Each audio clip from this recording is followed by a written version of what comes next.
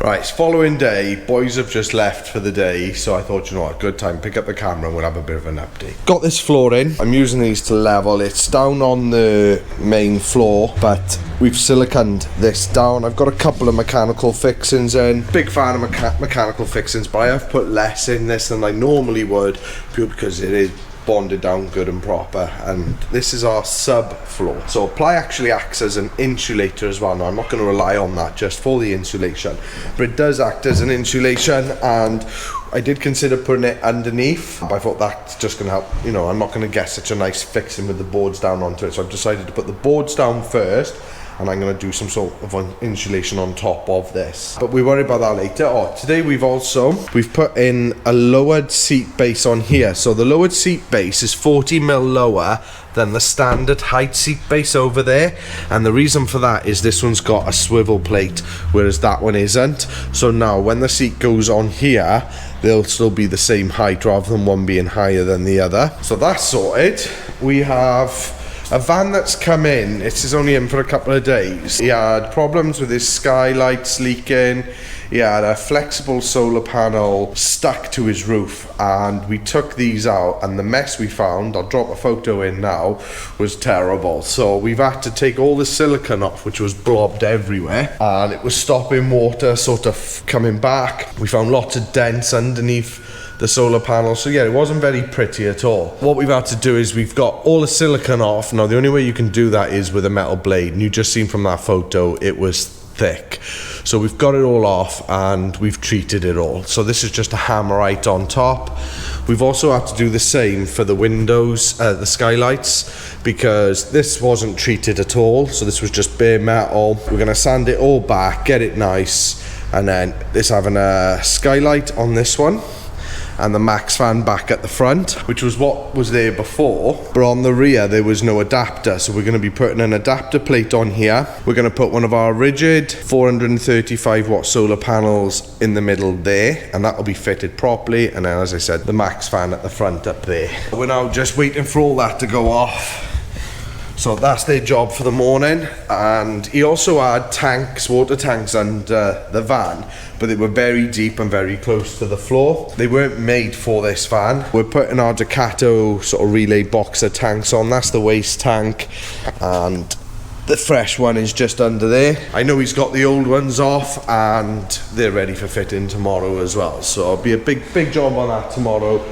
Get those skylights on, solar panel on, water tanks in, and also for here he had one of these sort of electric hookup points, and it's broken. This is why we don't use sort of these style. We always find the plastics are very brittle. We use the FAWO ones. He's not having that one. We've just used it to gauge the hole because we've had to extend that, and Shane has treated that ready. We got some black ones of them on their way, so we'll put a nice black one in there for him as well. So that's that sorted. Inside got a single swivel, but here it wasn't able to come around because of this B-pillar trim, so Shane has actually brought this back in. He made a template. We used a flush cutter on the router to take it back in a bit, re-edged it, and that can now spin all the way around. That's what they've been doing this afternoon on that one. I've been sorting out this floor. We've also had another van dropped off, so I've been dealing with those customers, ordering some more things. I seem to spend half my time either dealing with customers or ordering things. If I could just get on the tools, that would be great. Our next step for this now the sub's in, I'm going to leave the floor as is a minute. Now we're going to get these panels off tomorrow. We've got to get all our sound deadening in, get the insulation in, and first fix electrics. Catch you tomorrow. Good morning, guys. So today we're actually going to be doing the electric board for this fan here. So we're having the two single benches either side, and the electrics board is going to be all within this bench here. I thought I'd just show you actually how I do the actual board. I'm not teaching electrics, but I'll just show you how we plan it and sort of how we actually do our boards, because that side might help some of you. But something else I wanted to show you was this here. So this is a new style of leisure battery. Now lithium has taken the market by storm over the last couple of years, and I remember when they first came out, you could be paying around £1,000 for about 100 amp hours of just lithium ion. This is a new technology of battery. It's actually a sodium ion battery. Now it's in its very early sort of stages, And this battery here is a 100 amp hour sodium ion battery, 12 volt. It's got a bit to go yet. It's nice to see it to the market. Obviously sodium salts we have an abundance of it, whereas with lithium we don't, and this is a lot cleaner. So we have a big abundance of it. So this battery I paid about £220 for, and you know, for 100 amp hour sodium ion, brilliant. And it is going to be the future. I'm pretty sure Tesla have recently committed that future Teslas are going to all be on sodium ion, but as I said, they need more work. You know, it was just like when the lithiums came out, you know, they were quite basic, but there's some really big pros to the sodium ion batteries now, because of the voltages that these operate at. These can now be a direct replacement for lead and AGM batteries in older vans, motorhomes, campers, and they're going to be compatible with your existing split chargers, solar chargers, because of the voltage on them. At the moment, if say a motorhome wants to have lithium rides at a higher voltage, so the split chargers, there are devices installed on these, they recognize voltage, and you know, if a lithium battery says at 60-70% and the voltage is higher than what say a lead acid or AGM would be, then it can stop taking charge. The split charger will stop sending it. So whilst they do work, they're not 100% compatible, whereas because these will ride at a lower voltage, that is then going to work perfectly with older vehicles, as well as be cheaper. So I said, normally when a product comes out, they're a bit more pricier and they come down. Well, it's already started at a really good price point. I think they're going to do really, really well, and there's just other little features on them, like they can run down to 0%. Outside temperature doesn't affect them like it does on lithium. So with lithium, if it's, say, -20, you need to be able to heat up that battery before it can take a charge, which is why some batteries, like the Fogstar batteries we use, have heat mats built into them, so that when you put it on electric hookup, that electric hookup will go straight to the heat mat, it'll warm the battery up, and then in turn, that will then allow the battery to be charged. So these don't have that problem, so they're not going to need heat mats. The one I've got here hasn't got Bluetooth, so we're not able to see what that voltage actually is, so this would have to be on a shunt, but I don't know if the shunts out there right yet are actually compatible with sodium ion. So we've got this battery. I've bought it because I just wanted to see it, I wanted to do some testing with it, so we're just gonna have a little play about with that and see how we get on. But just thought I'd tell you about that, because mark my words, that is going to be the future of leisure batteries in campers, boats, the lot, because an abundance of sodium, which is going to bring costs down. They're going to be good. We're really excited to see what happens with those over the next year or two. But let's look at this electric board. Right, so we start off with a piece of MDF. Now, before we used to use ply, but it chips, whereas MDF is just a cleaner cut. What we're going to do is, this is going in a bench seat. Now, this bench seat's a little bit higher than we normally do it, so it's going to be a 450 high bench seat. We're going to cut this to 450 because it's going to be right at the back of the bench seat. So we're going to cut the height to 450, and then we'll get all the parts, put them on here, and we'll see then what sort of width it needs to be. We're not going to make it any wider than it needs to be, because we want to keep as much open space within that bench seat that we can. We're going to get this cut to 450, and then we'll go get the parts. Right, so we got a piece cut 450 high. It's quite hard to actually see that because it's on top of an MDF board for the table. Let's go get the parts and we'll see what's going on here. Right, so this is pretty much your standard setup. We've got 230 consumer unit, LCD protected, MCB protected, solar controller, DC to DC, and then we've got 12 volt isolator, that's for the battery, solar isolator, positive fuse bus bar, negative bus bar, and then your 12 volt fuses. Now, what we always try and do, depending on where the electric board is a couple of things we always want easy access to, and some things we simply don't need as easy an access to. So the common things we're always going to be looking at is your trip switches for both your 230 and your 12 volt fuses, and your isolators. Now, I mentioned those because you want easy, like I said, you want easy access to them. So like if I do it in a garage, I always try and do it closer to the back door, so they're easy. You haven't got to dig in deep, and sometimes you might need quick access for something. If you need to isolate something quick, you just want them closer. So because this is going in a bench seat, I'm going to look to place those particular items towards the top of this board, and then we'll put things like these items to the lower part of the board. So that's the first thing. So what we're going to do now is just get these sort of placed on this board, and see what sort of layout we can come up with. So this is the sort of layout I'm going to look at. Isolators at the top, fuses and 230 switches up top. And then things I said we don't need quite as easy access to: solar controller, your DC to DC charger and bus bars and mega fuses. Now you'll also be able to see I only need about half the board. All that is just wasted. We'll trim him down in a bit. I'm just going to double check all of that. We can trim that down. Now coupling with these, we got a Vanology 3 kilowatt inverter, and I believe it's a Fogstar 560 amp hour battery, so again it's gas free.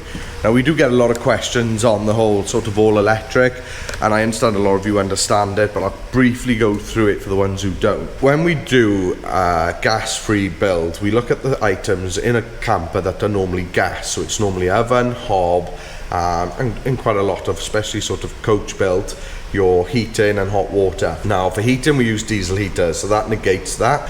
Hot water, we use a 12 volt water heater, and there's lots of different brands there, common sort of 6 and 10 litres, so that negates that side of it. So now it's just your hob and your oven. Now you'll see in previous photos we use the Ninja 10-in-1 oven a lot.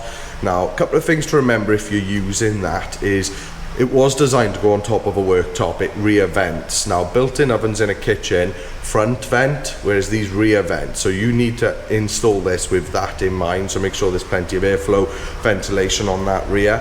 And that's another reason why sort of on our microwaves we do a surround, whereas on our ovens we don't. We keep it all open. It doesn't look as nice as the microwave frontal, but said we've got to keep that ventilation there. So that's your oven, and then obviously an induction electric hob, and you can have a 1 or a 2 ring inset or portable. So this is your hob sorted. What we then need is obviously it's electric. Now what we're fitting here is either to generate that electric or to protect that electric, fuse it, and obviously then to connect things up to the battery. When we're using all electric, we need to have as much capacity on the battery side that we can. Now depending on what the customers are having and what they're using it for, we tend to recommend either the 460 or the 560. So for example, if they're not having an inverter because they don't need 230, maybe they don't want that electric cooking side of it, then we'd sort of say, right, you could go potentially between 300 and 460. But as soon as you bring an inverter into play and you know you've got that off-grid 230 system, you've got to be looking at the 560 and above. So 560 is quite ample. In my van we had 600 amp hours, but that's 5 of us, 2 adults, 3 children. We had the Ninja, we were cooking every day on it, and only one time did we become low on power. So we were in Scotland for Christmas and New Year, so we were up there for nearly a week, up in the Cairngorms. We had sideways snow, so we had 0 solar. We were parked up in a car park off-grid for, say, the best part of a week, and it wasn't until towards the end of that week our battery actually got below 20%. You know, and that's kids charging iPads, set cooking, kettle boiling for teas, lights, TVs, all sorts. The capacity of, say, around the 560, 600 is more than ample, because there's not many people, I can assure you, that would use as much power as we were using then. So we know this system works. We've got many of these systems out there. If a customer was using all that power, we can just add another battery and give them that more capacity. So that's how we get around sort of not needing the gas and creating these all electric builds. So what we can do now is to say, I'm just going to double check all these. You know, there's things we got to look for now. So like the consumer unit, the cables, we actually now come through the back. So there is no 230 volt cables exposed on here whatsoever. You have 12 volt cables come up the sides of both of these. Also the top where the negative bus bars are, and your positive connection is on the bottom here. So you've got to make sure you've got space all around that for those cables to come through the board and fix onto here. The solar isolator, they're going to come through the top and the bottom, same as the 12 volt isolator, but with this one we can come top and bottom, or we can come through the 2 sides. This one, we've used this a couple of times before. So it's a positive bus bar stroke fuse board. So you got battery stays connected to here. You got a mega fuse here, so that could be for the inverter, and then you got 4 MIDI fuse connections here, so then that can be used for all the other equipment. Your negative bus bar. Now a negative bus bar, all that is an extension of the negative pole on your battery. So obviously you've got a positive pole and you've got a negative pole. Now, you see, there's not loads of cables, but you know, on average, you could be talking 5-6 cables. You don't want 5-6 cables all going to one point on a battery, so that's why we use a bus bar. That bus bar is just an extension of that terminal on the battery, and that is purely all that is, okay? It gives me an extra 4 posts. That's one cable from there is going to the battery, and that's just to extend it. The solar controller, we're going to have 2 cables coming in from the solar, and then 2 coming out to head off to the battery, which is the bus bars, which is then connected to the battery. And then we've got the DC to DC charger. Now, the way we fit these is we actually bring a positive and negative from the cab battery, and we bring that directly to the negative bus bar, because this is non-isolated, so there's only one ground fixing. So we then have the ground fixing going also straight over to the negative bus bar, but that then grounds the whole system. The positive will come to the in, and then we'll do a second to the out through a fuse, and eventually obviously off to the battery. 230 system is completely different. That does not get connected to these whatsoever. The 230 system will work one of 2 ways. So if you're using an inverter, then quite commonly you'll have your electric hookup come to a small consumer unit. That will go into your inverter. You'll have an out 230 from the converter that will go to another consumer unit, and then that will feed your 230 volt system. But so there's different ways. You know, if you haven't got an inverter, then your electric hookup would come to the incoming of the consumer unit, and then that would then supply your sockets. So depending on the kind of system you've got will depend on obviously how things are wired up. I know I've said it loads before, I'm not going to teach how to do electrics because they are dangerous, but what I will say is I know a lot of people do it, and that's perfectly fine. I'm not knocking it. But what I will say is check your crimps, check your connections. You know, don't be scared to give them a good tug. If you pull that thing off in your hand, then it wasn't going to last. Okay, now I'm not saying you need to give it full force, but give it a good tug. If it comes off in your hand, you ain't done it good enough. Replace it, do it again, give it another tug, because that is the most common problem I see with DIY electrics. So just, if you're gonna do it, not knocking it, just double check it, make sure everything's good. You know, there's a lot of stuff in terms of these systems.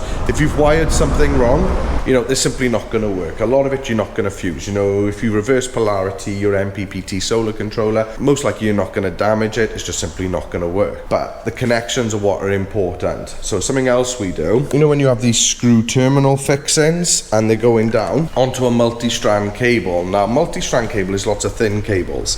And the reason we use multi-strand in a camper van instead of single core is because single core can snap easily. It's one core, fans moving, a lot of vibrations, etc. You know, if that snaps, that's broken, that's your circuit gone. So that's why 12 volt electrics in vehicles are always multi-core, which basically means multi-strands. You know, it's one cable, but there could be dozens of little tiny strands to make up that one strand. So what we actually do then is we use something called a ferrule in all our connections, which is, I don't know if this will show you very well, but it's this. It's a tiny little piece that goes on the end of the cable. We crimp that on, and that just strengthens that cable. So then when we are putting them into either clamps or screw downs, that is protecting the multi-strand. So that's something we've always used and works very, very well. So let's get this double check, make sure I'm happy with it, make any minor adjustments to it, because like I said, I gotta keep into consideration that we need spaces now for everything to connect. Once I'm happy with that, I'll actually fix these all in place, and then I'll show you the next step. That's the board almost finished. So I did do a little bit of rejigging, and the way we do it then is everything just gets fixed down. This is before it's painted. It gets fitted in place, and then I'll mark where my cables are. So like where the 12 volt supplies all go in, I mark them, and then I just get equal lines across. Got my connections for my solar controller, the supply coming over to the fuse board over here, and then the neg is going up to the neg board. That's done. Right, I've also it's quite late now, I've just been waiting for a delivery and CNC to finish. Been doing these bench sides, so where they're having the 2 bench seats, because it's doubling up as a bed, it'd be nice to sort of get a board in here, stop mattresses moving, or cushions. We've got 3 of the 4 done. I couldn't get the 4th one on the board, so I did manage to get underneath one of the wall cabinets done here, so that's all on. And then I've got another sheet that can go on in the morning now because it's 6 o'clock and I'm tired.